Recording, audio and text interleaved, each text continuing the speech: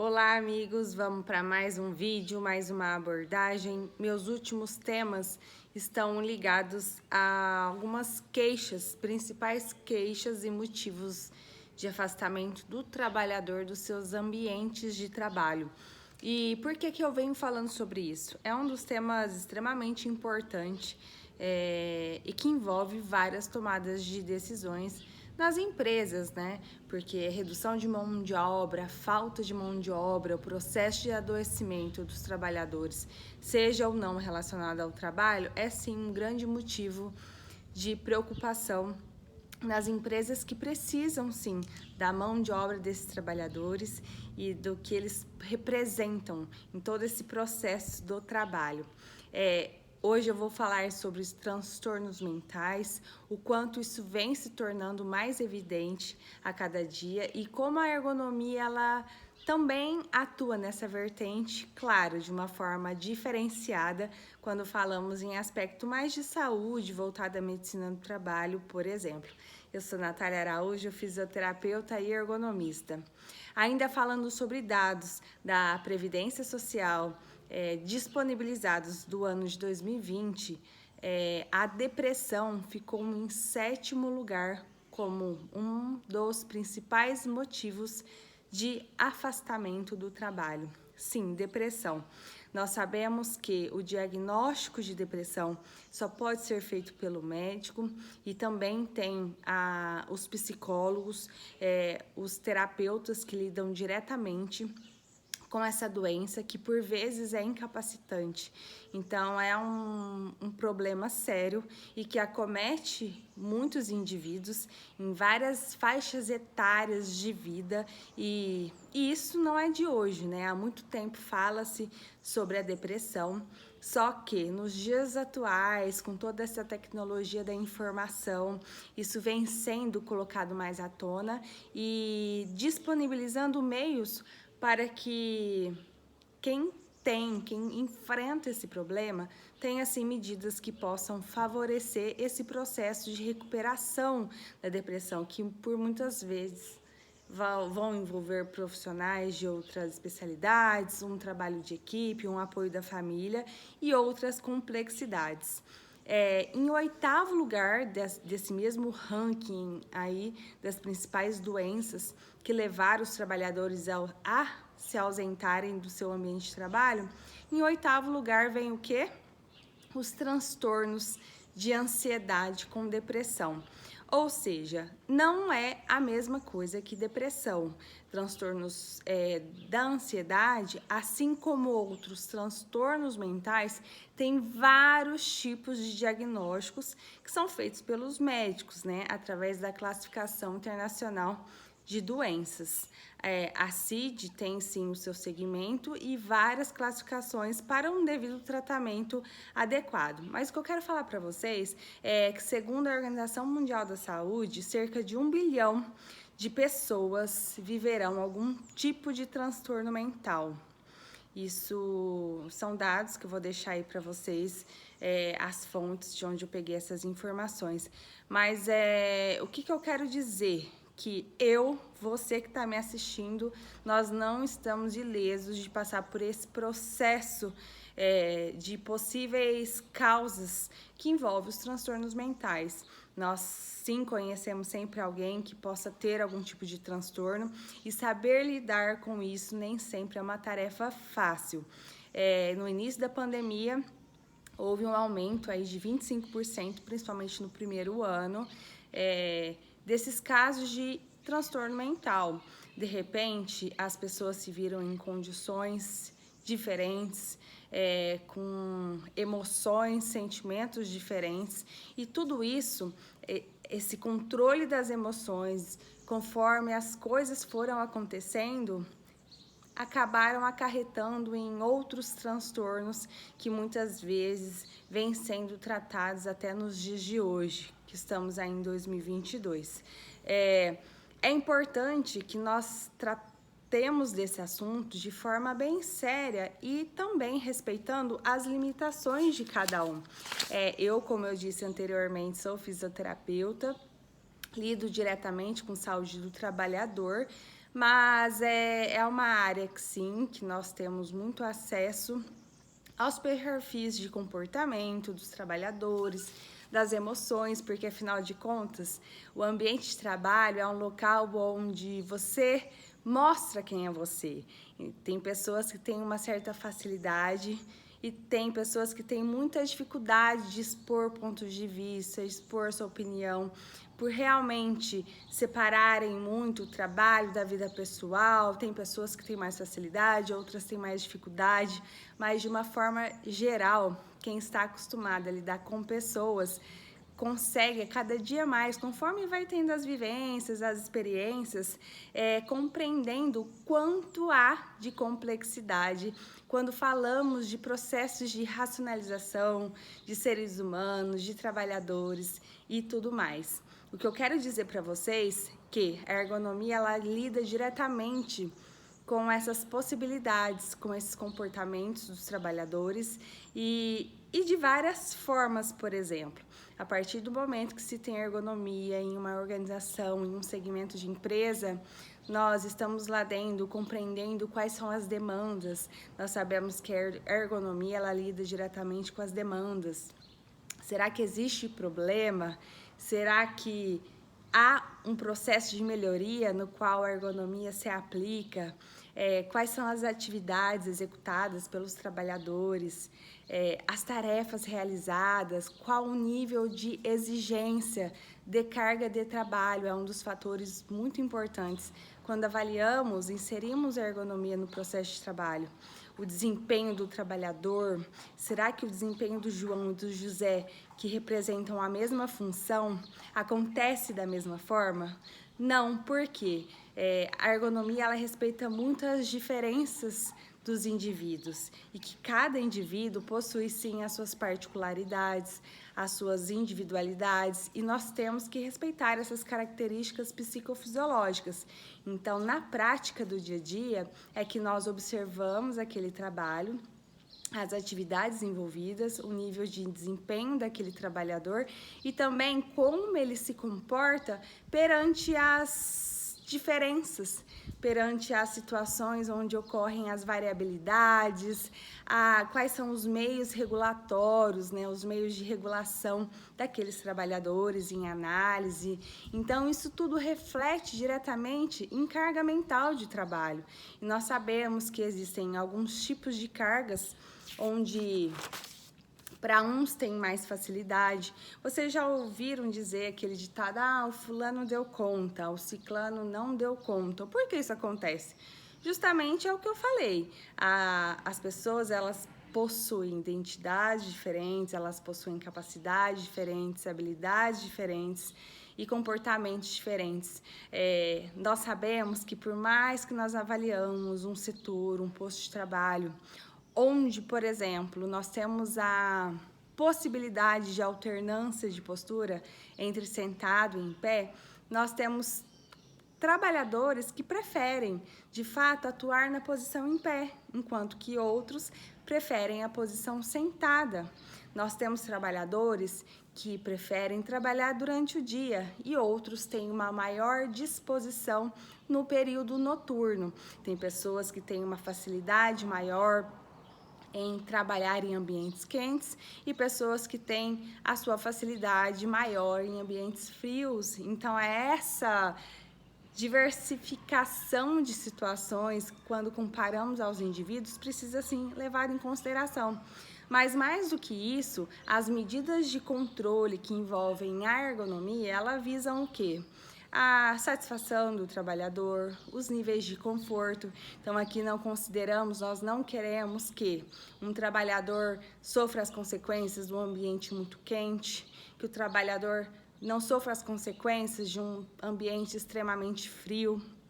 Nós não queremos que um trabalhador venha a ter perda auditiva, né? Nós consideramos sempre aquelas questões que antecipam esse processo de instalação de doença, por exemplo. Para nós, a ergonomia é muito significante e que afeta diretamente o rendimento do trabalho, locais onde é necessário a carga de trabalho do trabalhador, né, que envolve o desempenho, envolve raciocínio, atenção, concentração? E será que aquele ambiente está em boas condições? É um ambiente muito ruidoso? Será que isso vai afetar a qualidade e o rendimento do trabalho dele? Então, são nestes momentos que observa-se aquela relação, o trabalhador X não deu conta, o trabalhador Y teve dificuldade, não entregou o resultado.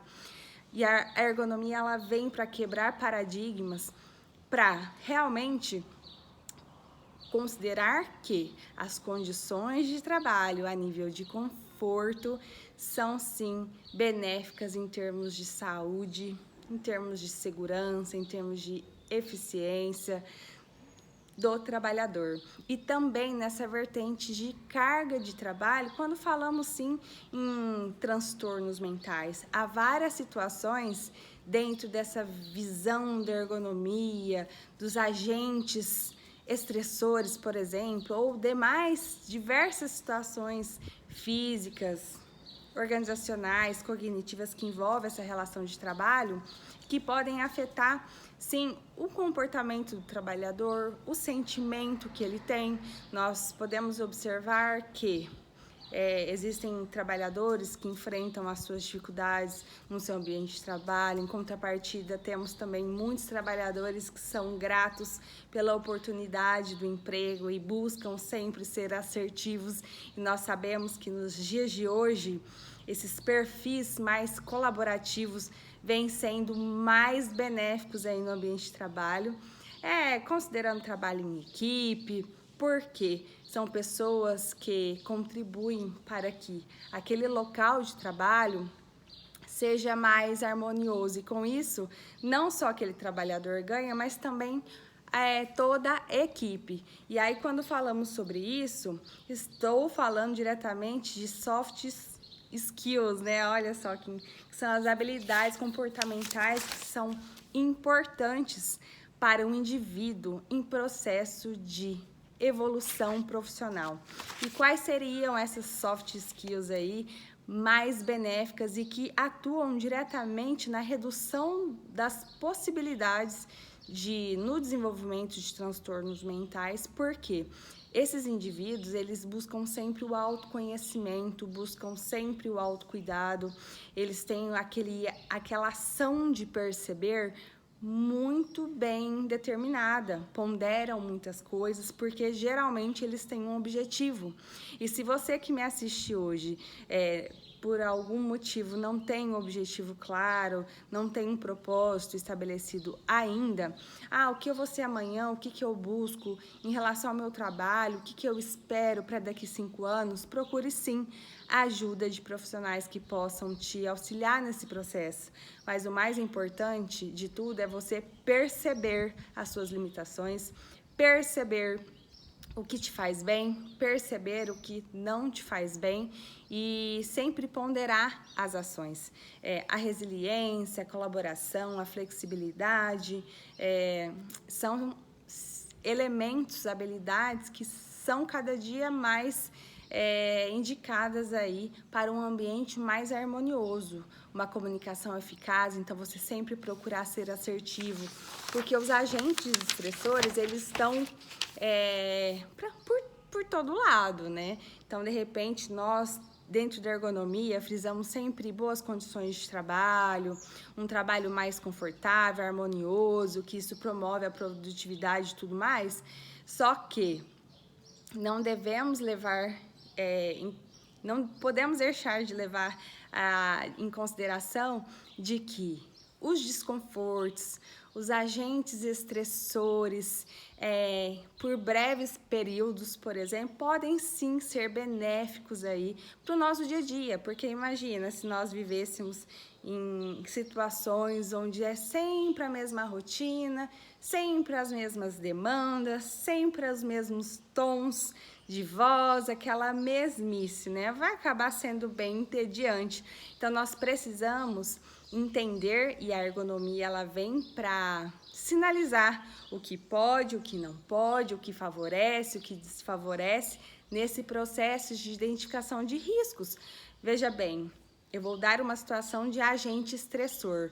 De repente, um agente estressor nós temos dois perfis de trabalhadores que podem lidar com esse mesmo agente estressor de formas diferentes. Por exemplo, o João, ele tá diante aquele agente estressor, que pode ser o frio extremo, o calor extremo, uma comunicação ineficaz, conflitos hierárquicos, imposição de metas não compatíveis à atividade humana, enfim, ausência de autonomia, vários agentes agressores aí, estressores que podem estar envolvidos. Mas eu vou dar o exemplo do João. O João, ele possui uma capacidade de controlar suas emoções, ele tem muita clareza dos objetivos dele, ele tem um senso de respeito pelo próximo e ele busca sempre ser assertivo nas suas posturas de trabalho, nas suas respostas, nessa comunicação. Em contrapartida, nós podemos nos encontrar com o José, que não consegue controlar suas emoções, que tem um perfil mais intolerante, involuntário, gosta de criar polêmicas e debater de formas que não agrega valores aí no processo de trabalho. Então, como lidar com essas diferenças, né? É claro que dentro da ergonomia nós precisamos sim avaliar as condições de trabalho, nós precisamos ter um pouquinho dessa compreensão da percepção dos trabalhadores envolvidos. Veja bem que diante de um posto de trabalho, de uma situação onde 10 pessoas realizam a mesma atividade naquele posto, nós temos visões diferentes, valores diferentes, individuais, podendo encontrarmos trabalhadores que são satisfeitos pelo seu trabalho ali dentro, outros que se acham em ambientes com muitas situações que agridem, né, as suas emoções, gerando processos de ansiedade, processos de níveis de estresse acentuados e até mesmo processos de depressão.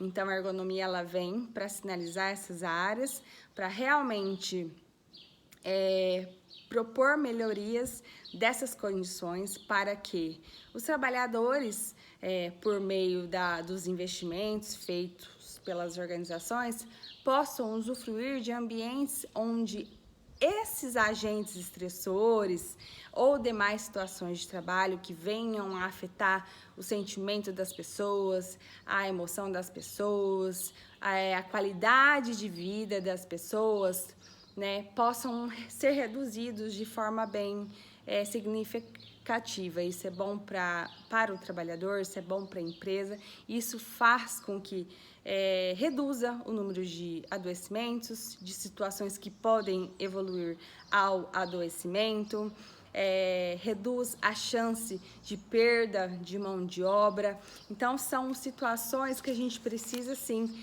comentar. E também comentar que há algumas diferenças que nós precisamos considerar, né? De repente, você acorda num dia triste e, eu acho que eu tô com depressão, né? Claro que para se ter esse diagnóstico, né, o médico, ele é a peça fundamental, junto com o psicólogo, terapeuta nessa vertente, mas aquele humor triste, predominante, aquela falta de sentido de vida, a baixa motivação para fazer as coisas, falta aquele sentido de vida, não sei para onde que eu vou, o que que eu faço, a perda de memória, de raciocínio, pode gerar incapacidades e podem ter, sim, vários outros elementos linkados aí, que hoje não é um foco eu falar diretamente de doenças, mas de alguns fatores que podem levar.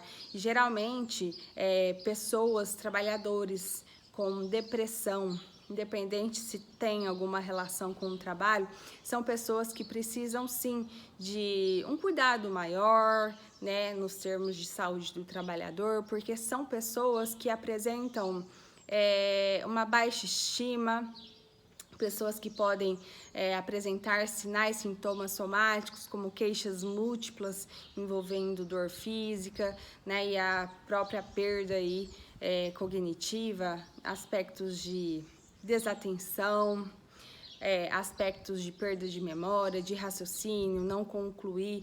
O processo de aprendizado pode estar prejudicado, né? se essa pessoa está enfrentando um problema desses e não tem ajuda, né? Não está sob tratamento, porque a partir do momento que encontra-se um tratamento, um processo de recuperação, essas pessoas elas podem sim estar plenamente recuperadas e levar disso grandes aprendizados e serem grandes profissionais aí com muita história para contar. Então, sem julgamentos nesse momento, é claro que precisamos conhecer de fato o que está acontecendo com cada indivíduo e também entender que existem as suas limitações. Eu, quanto profissional que atuo na vertente de saúde do trabalhador, tem uma maior facilidade de lidar com esse assunto, mas a ergonomia em si, ela precisa se limitar aos aspectos de agentes que podem promover, predispor situações que envolvam os fatores psicossociais. A ansiedade é algo muito comum nos dias de hoje e não há um problema grande em você sofrer um tipo de ansiedade. Vou dar o exemplo. A ansiedade, quando ela é benéfica, quando ela é tranquila, diríamos assim, é quando você está diante a um desafio, que você gera aquele sentimento de expectativa, mas ele precisa ser breve, né? Você está esperando, de repente, uma resposta de um emprego, será que eu consegui? Então, é claro que isso vai mudar o seu comportamento, você vai ficar mais ansioso, pode alterar alguns tipos de condutas aí na alimentação, mas isso acaba sendo prejudicial quando isso permanece por longos períodos. Quando essa ansiedade é consumida todos os dias, várias coisas acontecem, várias pessoas envolvidas interferem nesse processo do indivíduo de ansiedade. A ansiedade, ela está diretamente ligada às características genéticas, podem ter relação com alterações químicas cerebrais, podem ter relação com a personalidade daquele indivíduo e pode ter também situações e eventos traumáticos. De repente, aquele indivíduo, ele sofre com esse transtorno de ansiedade desde a infância, porque existe algum trauma, alguma situação.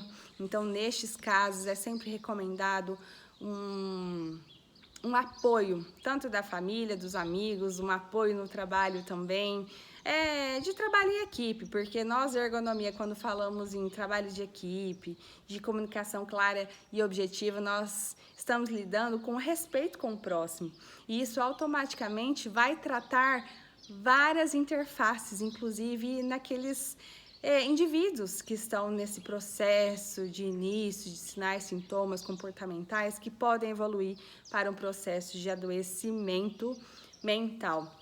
Então, isso precisa de apoio psicológico dessas pessoas e muito importante é que quanto mais assim observamos os trabalhadores de baixo nível de escolaridade, pessoas com cargas, né, de familiar, de repente é aquele trabalhador que é o único sustento da casa, então ele vai encontrar maiores dificuldades de tratamento, mas é sempre importante que a gente leve a conscientização de que existem recursos, existem tecnologia da informação correta aí, que podem sim favorecer esse processo de recuperação. Outra situação que é importante que eu venho falando aqui sobre os níveis de estresse. O estresse também, se ele for breve, dependendo da situação, ele pode ser sim bom. De repente, você está numa reunião onde várias pessoas possuem valores, pontos de vista diferentes e é necessário uma tomada de decisão, então rola aquele desconforto devido às ideias diferentes acontecendo. Eu não concordo, eu concordo, vamos fazer assim, não vamos fazer. Então, esses breves níveis de estresse são eventos naturais que todo mundo passa, situações de enfermidade na família, situações financeiras, quem nunca passou por esse tipo de estresse. O problema é quando isso permanece por longos períodos, a ponto de você, indivíduo, não identificar mais quem é você, o que você sente, de repente você se vê uma semana e não conseguiu dar um sorriso, não conseguiu ter um tempo de qualidade com sua família, com seus filhos ou com amigos. Então, o estresse né? Por mais que nós estamos aí numa vida mais ativa, um modo automático, então se você não prestar atenção de como que está o seu nível de estresse, quais são esses agentes que estão contribuindo para esse processo de estresse, nós precisamos tomar cuidado, porque isso a longo prazo pode gerar vários sinais e sintomas que estão relacionados aí, tanto a parte física quanto a parte psicossocial, psíquica, diríamos assim. Quais são alguns sinais da disfunção onde predomina aquele estresse por longos períodos aí, né? Aquela sensação de sudorese, né? Nossa, eu fico muito suada, eu transpiro muito, eu tenho um cansaço muito predominante, eu tenho dores no corpo, dores de cabeça, eu tenho uma irritabilidade, tudo me irrita, eu não sei mais o que eu faço, eu não consigo ser educado com o meu colega, eu não consigo ter respeito, porque nem eu me reconheço por vezes, alterações intestinais, náuseas, tremores. Alguma das alterações psíquicas podem estar relacionadas à falta de atenção, concentração, raciocínio, a baixa criatividade, situações de alteração de humor, né? Por mais que tá todo mundo interagindo socialmente, eu não consigo ficar bem naquele momento, processo de ansiedade, preocupação constante, né? A falta da qualidade de sono, ou seja, são várias situações que podem permitir que você entre num estado de estresse crônico e com isso fica assim mais evidente e mais necessário a busca pelo profissional médico, né, apoio psicológico para esses tratamentos. A ergonomia ela pode ajudar em várias situações que envolvem condição do trabalho, condições físicas que envolvem ambiente, calor, frio, conforto, situações organizacionais, imposição de meta, existe um tempo ali para executar tudo isso, são múltiplas tarefas, são tarefas simples, complexas, então a ergonomia ela vem para antecipar para que os trabalhadores não sofram desses maus. Mas é claro que quando falamos de ergonomia, nós estamos nos limitando na vertente do trabalho. E quando os assuntos são abordados de formas mentais, transtornos mentais, nós devemos sim considerar o indivíduo como todo, que é o que preza a ergonomia, que são as características psicofisiológicas.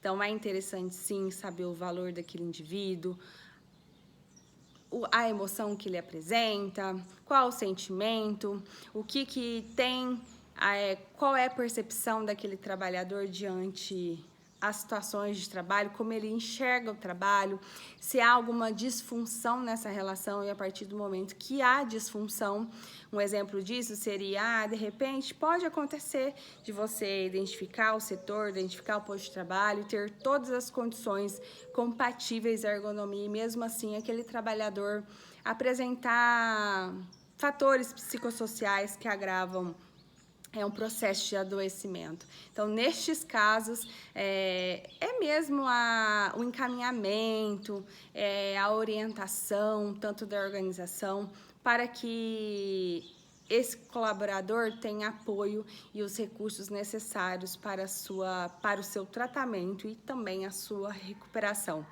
Então, eu espero que vocês tenham entendido um pouco a mensagem de hoje, o quanto é complexo quando falamos sobre saúde do trabalhador, mas que os transtornos mentais exigem, sim, nossa atenção, tanto como indivíduos, tanto quanto organização, e que a ergonomia é um dos meios que podem favorecer esse processo de boas condições para o trabalho. Obrigada, gente. Até a próxima.